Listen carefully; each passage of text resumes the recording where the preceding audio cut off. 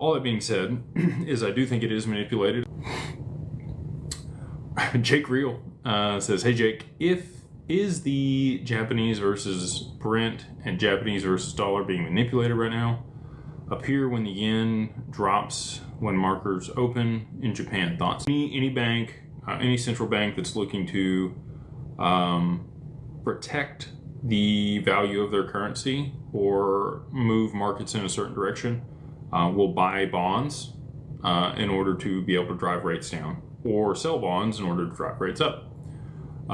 Just depends on what they want to do. So either one of those is yield curve control, but they are the issuer of the bonds and they can buy and sell. You know, there has to be buyers and sellers on the other side of those transactions. There has to be demand for things on either direction. There needs to be a marketplace, and if nobody's willing to buy them, it may backfire on them. We see auctions on a regular basis for different central banks and the treasuries. You know, this last treasury auction for the 2-year on the treasury in the US, not good. We saw a significant rise in the 2-year treasury yield during that auction because nobody wanted to buy it at the lower interest rate. They thought it was, you know, going to trend higher, or the risk that they're willing to take in purchasing it wasn't enough at 4%. They needed closer to 5% before they were willing to take the risk on purchasing those bonds.